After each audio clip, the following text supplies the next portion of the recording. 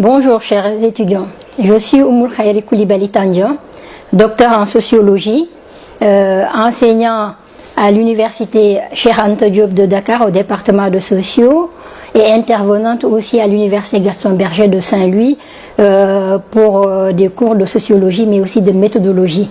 J'interviens aussi dans les écoles, les business schools, spécifiquement à Subdeco, où j'enseigne des cours portant sur le management et les ressources humaines. Voilà, pour ce cours de sociologie générale, je suis la responsable du cours, c'est-à-dire comme on dit, la conceptrice du cours. Pour résumer très rapidement le cours, ce cours d'introduction à la sociologie générale est en fait une découverte de la sociologie à travers ses cheminements théoriques et méthodologiques allant des précurseurs jusqu'au développement actuel. Et donc, quel est l'intérêt pour vous, étudiants en sciences juridiques et politiques, de faire de la sociologie? La sociologie, en fait, vous offre des moyens pour lire la société dans sa globalité, c'est-à-dire mieux comprendre, mais aussi pouvoir déconstruire la réalité sociale. Qu'est-ce qu'on entend par déconstruction de la réalité sociale? Aller au-delà des préjugés, des idées préconçues, des évidences, en un mot, aller au-delà du sens commun. La sociologie vous donne ainsi une capacité à analyser les faits et les dires, notamment les faits juridiques, pour mieux les comprendre et mieux comprendre la société. Plan du cours. Donc ce cours tourne autour de deux séquences. La première fait ce qu'on appelle la genèse de la sociologie, c'est-à-dire les contextes et conditions d'émergence, c'est-à-dire de naissance de la sociologie. Et dans cette partie, on va parler des précurseurs d'abord et les auteurs ensuite. Et dans la deuxième séquence, on va parler de ce qu'on appelle en sociologie la tension structurante entre holisme et individualisme, qui est né après les pères fondateurs et qui en fait façonne la sociologie contemporaine. Ensuite, on verra les grands auteurs et courants contemporains qui se rattachent au holisme ou bien à l'individualisme méthodologique. Et ensuite, on fera une présentation très brève de ce qu'on appelle l'approche sociologique du droit et enfin les méthodes sociologiques. En introduction générale, on va parler des conditions, très brièvement énoncer les conditions d'émergence de la sociologie. Et donc, vous avez l'habitude d'entendre dire que la sociologie est proche de la philosophie. En fait, la raison pour laquelle on dit cela, c'est que la sociologie, en fait, les précurseurs de la sociologie sont en fait des philosophes. Et comme on dit, des réflexions de type sociologique existent au moins depuis que l'homme existe, depuis que le social existe. Et au moins, si on remonte, on peut remonter jusqu'à l'Antiquité et on voit qu'il y a eu des réflexions de type sociologique. Et donc, comme on dit, de Platon à Karl Marx, il y a eu des réflexions de nature sociologique pour comprendre les évolutions de la société. Ensuite, on peut dire que ces précurseurs ont énoncé, ont balisé le chemin donnant à la naissance de la sociologie, mais c'est avec les pères fondateurs que la sociologie est devenue une discipline scientifique à part entière. Et ces pères fondateurs, comme on le verra, c'est Durkheim, Émile Durkheim, Max Weber, mais aussi la première école de Chicago, c'est-à-dire la sociologie américaine. Et les contextes d'émergence de la sociologie. On dit que la sociologie est fille de la modernité. Et pourquoi on dit que la sociologie est fille de la modernité? Parce qu'en fait, elle est née dans le souci de comprendre et d'expliquer les bouleversements sociaux engendrés par trois révolutions occidentales. D'abord, la Révolution française, qu'on appelle la Révolution française, qu'on appelle la Révolution politique, donc c'est la Révolution française de 1789.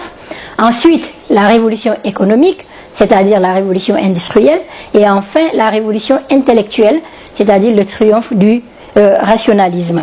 Donc la sociologie est née pour répondre à des besoins spécifiques, c'est-à-dire un sentiment de rupture, le besoin de donner un sens au changement en cours et la recherche d'un fondement de l'ordre social nouveau en Occident.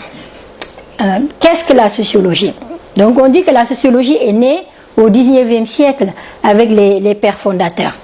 Mais il faut savoir que définir la sociologie n'est pas chose facile. D'ailleurs, comme le dit Raymond Aron, le seul point commun entre les sociologues, c'est la difficulté de définir cette discipline, de lui donner une définition commune et qui fait l'unanimité.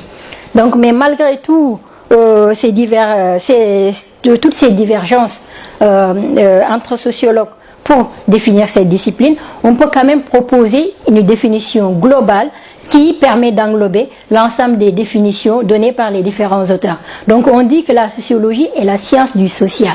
Et qu'est-ce qu'on entend par social? Le social, c'est ce qui est relatif à la société. Et donc pour donner une définition globale, on peut dire que la sociologie est la branche des sciences humaines qui cherche à comprendre et à expliquer l'impact du social sur les représentations, c'est-à-dire les façons de penser, et les comportements des individus, c'est-à-dire les façons d'agir. Mais il faut savoir que comme la sociologie est une science de la société et que l'homme qui est le sujet, le sociologue, vit dans la société, on peut comprendre aisément qu'il y ait de nombreux obstacles à la connaissance sociologique comme science objective, parmi lesquels on peut citer justement ces difficultés de distinguer le sujet et l'objet, c'est-à-dire le sociologue de son objet d'étude. Ensuite, il y a aussi un autre problème, cet objet est construit par le sociologue à travers la perception qu'il a de la société dans laquelle il vit. Et ensuite, on peut citer un autre obstacle très important, ce qu'on appelle le piège du sens commun. Le sens commun, ça veut dire quoi? Le sens commun, c'est la perception que nous avons tous des choses qui nous entourent. Qu'on soit sociologue ou pas, nous avons tous une explication concernant les phénomènes qui nous entourent. Et c'est ça qu'on appelle le sens commun. Et le but du sociologue, c'est d'aller au-delà de cette explication immédiate, ce que Bourdieu appelle la sociologie immédiate ou spontanée. Mais pour surmonter ces obstacles, la sociologie s'est dotée de méthodes d'observation et d'explication du social. Nous y reviendrons. Donc, il y a aussi des questionnements récurrents et fondatrices de la sociologie, comme vous le verrez dans le cours. C'est pas la peine qu'on y revienne ici, mais vous le verrez dans le cours. Donc, commençons par les précurseurs de la sociologie. Ils sont nombreux, comme je l'ai dit, de Platon à Marx. On peut tous les considérer comme des précurseurs de la sociologie. Mais ici, nous avons choisi 3 précurseurs dont leur apport est fondamental pour la naissance de la sociologie. Il y a d'abord Alexis de Tocqueville, qui est connu par son étude comparative entre la France et les États-Unis concernant la démocratie. Et la pensée, l'idée clé de la pensée de Tocqueville, c'est de dire que la démocratie entraîne une égalité des conditions des individus. Mais il a montré dans ses travaux que c'est aux États-Unis que la démocratie la plus aboutie, c'est aux États-Unis qu'on le trouve. Mais Tocqueville montre qu'il y a des dangers de la démocratie, ce qu'il appelle l'individualisme, il y a le despotisme, il y a aussi le repli sur soi. Et pour lui, il y a des solutions pour éviter ces dangers-là, c'est-à-dire le développement de la liberté de la presse et la liberté d'association. Après, il y a le deuxième précurseur, c'est Auguste Comte. Auguste Comte, en fait, c'est parmi les précurseurs, c'est celui qui a le plus œuvré pour la naissance de la sociologie. D'ailleurs, c'est lui qui a inventé le terme sociologie en 1839 dans ses cours de philosophie positive pour en fait remplacer le concept initial qu'il utilisait, celui de physique sociale. Et pourquoi Comte utilise le concept de physique sociale? Parce qu'il veut que cette science du social soit scientifique au même titre que les sciences physiques. Donc c'est pour ça qu'il parle de science de la physique sociale. Mais il faut savoir que dans cette science du social, Comte distingue 2 états. Il y a d'abord ce qu'on appelle l'état statique social. C'est la partie de la science qui étudie les déterminants de l'ordre et de la cohésion. Et il y a une deuxième partie, une seconde partie qui porte sur la dynamique sociale.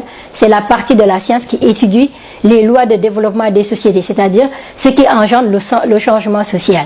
Et d'ailleurs, c'est pour cela qu'on dit que la pensée d'Auguste Comte est évolutionniste, c'est-à-dire que c'est une pensée linéaire, il y a une idée d'évolution linéaire des sociétés. Et pour cela, il distingue ce qu'on appelle la loi des 3 états.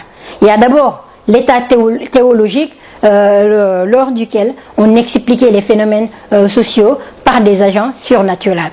Il y a ensuite l'état physique qui, selon Comte, sert de transition, et enfin l'état positif, qui est la phase la phase de la rationalité, c'est-à-dire le triomphe de la raison. Et parmi ces trois précurseurs, seul Comte a inscrit sa réflexion dans l'optique d'une nouvelle science, une ambition qui a été reprise d'ailleurs par Émile Durkheim, nous le verrons.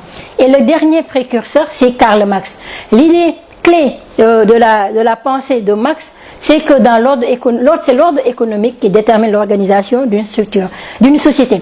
Ce qu'il appelle, comme il dit, c'est l'infrastructure qui détermine la superstructure, c'est-à-dire la société n'est que le reflet de son système économique. Et donc, Marx a influencé la sociologie sur plusieurs points. Mais dans cette présentation, nous allons présenter qu'un seul thème, c'est-à-dire la lutte des classes. Mais dans le cours, vous verrez les autres thèmes et surtout sa conception de la société.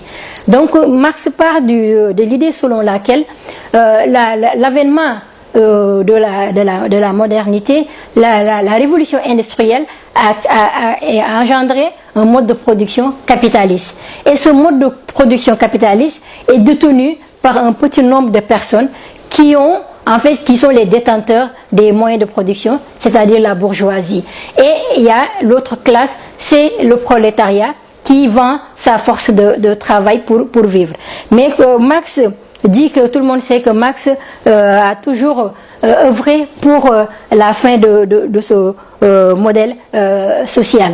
Et donc pour Marx, pour que l'histoire continue, il faut forcément que ce mode de production disparaisse et il faut qu'il y ait le triomphe des faibles, c'est-à-dire les prolétaires.